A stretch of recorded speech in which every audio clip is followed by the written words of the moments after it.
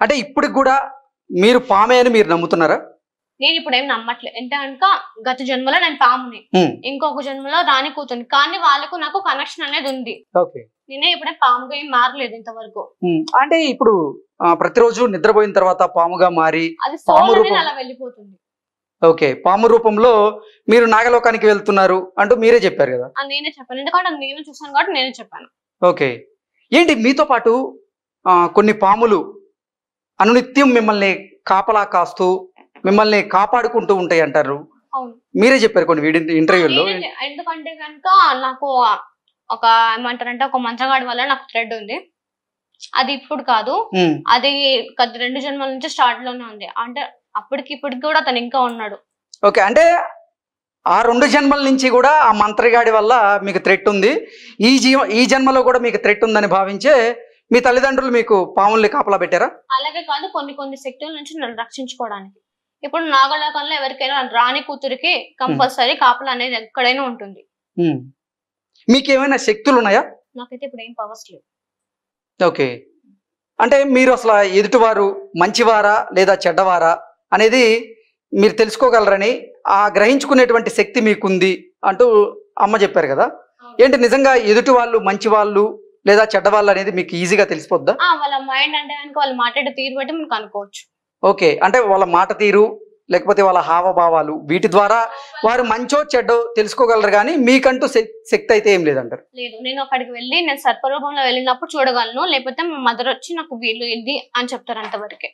వాళ్ళతో జాగ్రత్తగా దూరం పెట్టండి అని చెప్తారు. ఓకే భవిత, ఇప్పుడు మీ ఎదురుగా నేనున్నాను, నేను ఇంతసేపటి నుంచి మీతో మాట్లాడుతూ ఉన్నాను, కొన్ని అడగని క్వశ్చన్లు కూడా మిమ్మల్ని అడిగినట్లున్నాను, మీకు కూడా కోపం వచ్చింది. నేను ఇప్పుడు ఓకే, ఇంతకీ మీ ఎదురుగా ఉన్నటువంటి కృష్ణ అనే నేను మంచివాడినా లేదా చెడ్డవాడినా? ఇప్పుడు నేను చెప్పాను కదా, నేను నిద్రలో వెళ్ళినప్పుడు మాత్రమే మీ గురించి నేను తెలుసుకోగలను. ఇప్పుడు ఏమి నేను తెలుసుకోలేను కూడా. ఓకే, నిద్రలో వెళ్ళినప్పుడు మాత్రం నేను మంచివాడినో లేదా చెడ్డవాడినా అనేది తెలుసుకోవాలనుకుంటే మాత్రమే అది కూడా. ఓకే, మీరు తెలుసుకోవాలంటే తెలుసుకోగలరు. ఓకే, మీ ఇంట్లో కుక్కలు ఉన్నాయి కదా, అంటే పాములు. ఒక నిమిషం, ఏమనుకోవద్దండి, వర్మ బ్రదర్స్ అలా మాత్రం అనద్దు. అయ్యో, అర్థం కాదు. ఓకే రైట్, అంటే వీక్షకులకు అర్థం కావడం కోసం నేను అటువంటి ప్రశ్న అడిగాను. అయ్యా, వీక్షకులకి అర్థం కావడం కోసం నేను ఆ ప్రశ్న అడిగాను. అంటే అమ్మ ఒక ఇంటర్వ్యూలో చెప్తూ, మా ఇంట్లో 3 జీవాలు ఉన్నాయి, అంటే కుక్కలు ఉన్నాయి, వాటిని మేము సొంత కుటుంబ సభ్యుల్లాగా చూసుకుంటాము అని చెప్పారు కదా.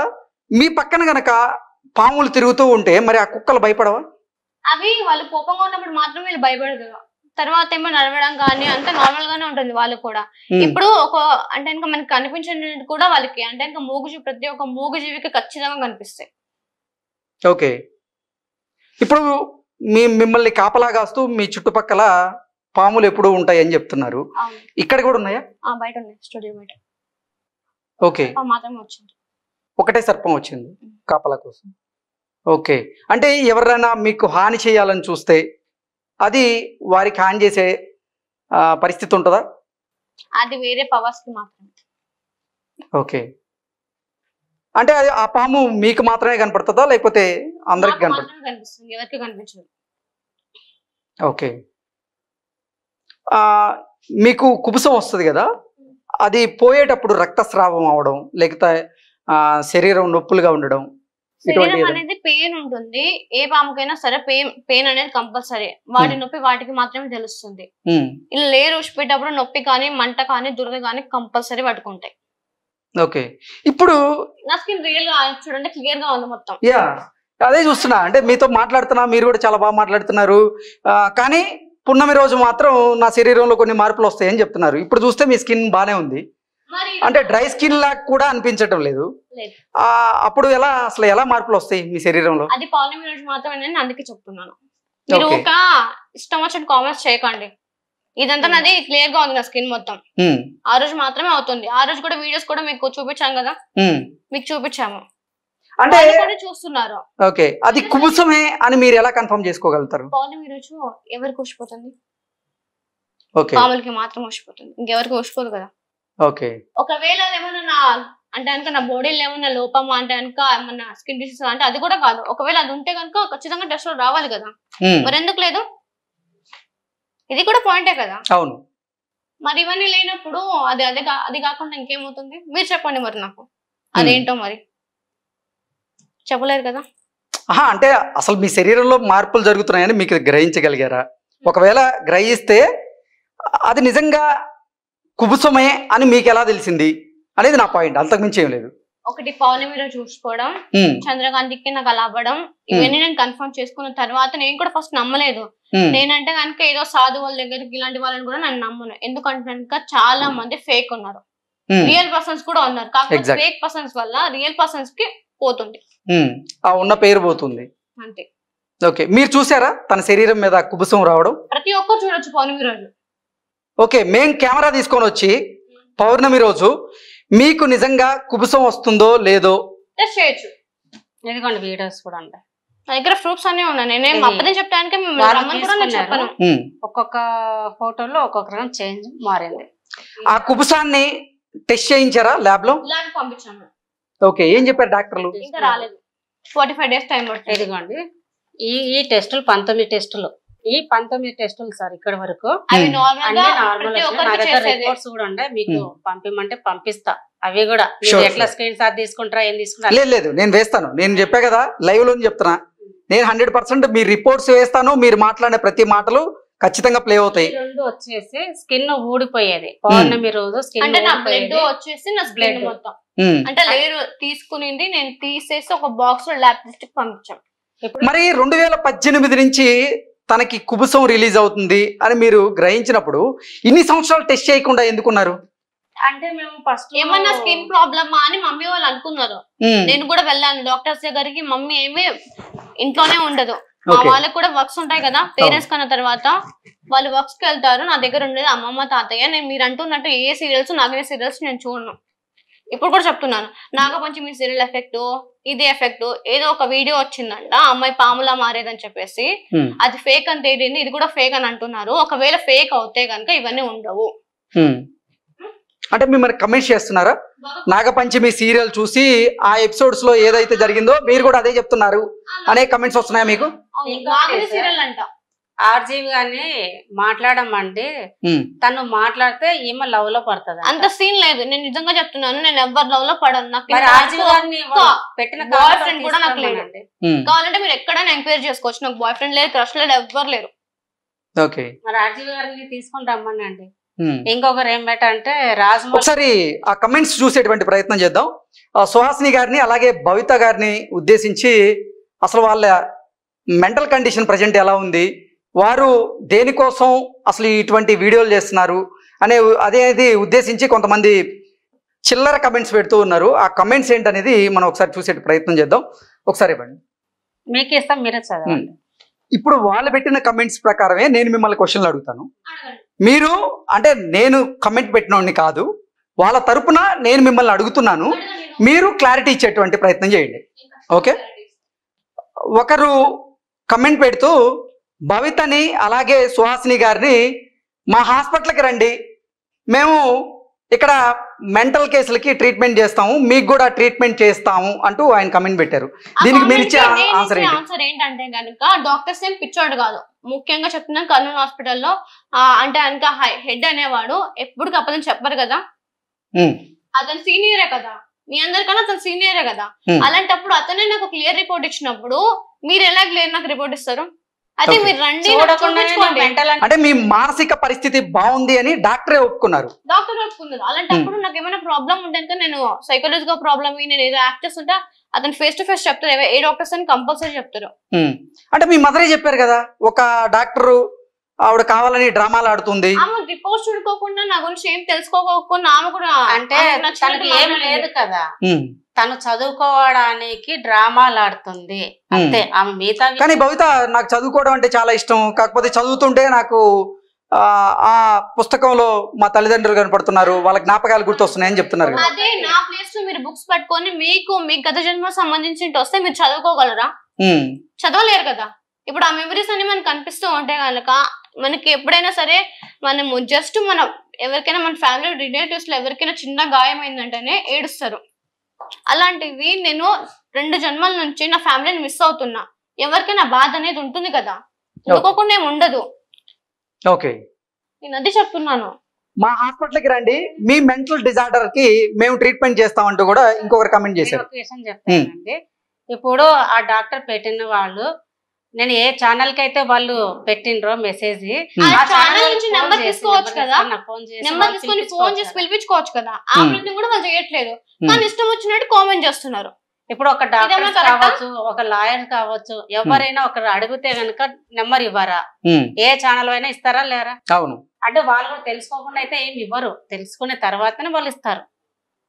డాక్టరా ఏ పర్సన్ అనేది. ఒకరు మీరు చెప్పే దాని ప్రకారంగా మీకు కళ్ళ ముందు ఏవైతే దృశ్యాలు కనపడుతూ ఉన్నాయో, భూగర్భంలో గుడి ఉందని, ఆ గుడిలో కొన్ని అంటే దేవుడి విగ్రహాలు ఉన్నాయి, వాటిని వెలికి తీయడం, వాటికి పూజలు చేయడమే మీ కార్యం అని చెప్పి మీరు చెప్పిన నేపథ్యంలోనే పురావస్తు పరిశోధనా శాఖ వారికి తెలియజేస్తే వారు భూగర్భంలో ఏమి ఉన్నాయో ప్రస్తుత టెక్నాలజీ ప్రకారంగా చూసి అసలు మీరు చెప్తున్న గుడి ఉందో లేదో వాళ్ళు క్లియర్గా చెప్తారు కదా, మీరు ఎందుకు పురావస్తు శాఖ వారిని సంప్రదించలేదు అంటూ ఒకరు కమెంట్ చేశారు. మీరేమంటారు? తెలియదు కదా సార్, ఎవరి దగ్గరికి మేము వెళ్ళాలో మాకు తెలియదు. ఇప్పుడు ఈ వీడియో చూసిన వాళ్ళైనా మాకు అప్రోచ్ అవుతారు కదా. ఇప్పుడు ఏ ఛానల్ చూసినా కూడా ఉందన్నప్పుడు కాంటాక్ట్ నెంబర్ ఎవరైనా అడుగుతారు. అడిగినప్పుడు వాళ్ళు వచ్చినప్పుడు మేము ఎందుకు పోము, మేము వెళ్తాం. ఇప్పుడు మా దగ్గరికి వాళ్ళని తీసుకుపోయేంత లేదు మాకు, వాళ్ళు తీసుకొని పోవడానికి మేము రెడీగా ఉంటాం. ఆ గుడి అంటున్నాం కదా, గుడి చూపిస్తాం కూడా, వాళ్ళు చెక్ చేసుకోండి వచ్చి. ఇప్పుడు వాళ్ళకు కూడా నేను ఇదే చెప్తున్నాను, కామెంట్ పెట్టిన వాళ్ళకి కూడా మాకు వాళ్ళు ఏంటో తెలియదు, వాళ్ళు ఎక్కడ ఉంటారో మాకు తెలియదు. ఇంకో కమెంట్ చూద్దాం. ఆర్జీవి గారితో ఒకసారి భవితని మాట్లాడించండి, భవితకు ఉన్న మెంటల్ ప్రాబ్లం మొత్తం సెట్ అయిపోద్ది అంటూ ఒకరు కమెంట్ చేశారు. ప్రాబ్లం కాదు సార్, అతనితో మాట్లాడితే లవ్ లో పడుతుంది. ఆ కామెంట్ చూడండి. లెవెల్ అయిపోద్ది అంటే సెట్ అయిపోద్ది అని చెప్పారు అనమాట. మీరు ఎంత మందిని తీసుకొని వచ్చినా అతనే కాదు, ఎంత మందిని తీసుకొని వచ్చినా డాక్టర్స్, లాయర్స్, లేకపోతే ఎవరైనా సరే, మీరు బాబాని తీసుకొని వచ్చినా ఒకటే చెప్తా, నాకు అనిపించేది నిజం. ఇంకొకటి వచ్చేసి నాకు ఏం సెట్ అవ్వదు, నాకు ఎలాంటి హెల్త్ ఇష్యూస్ లేవు. మీకు వచ్చినట్టు కూడా నాకు ఫీవర్స్ కూడా రావు.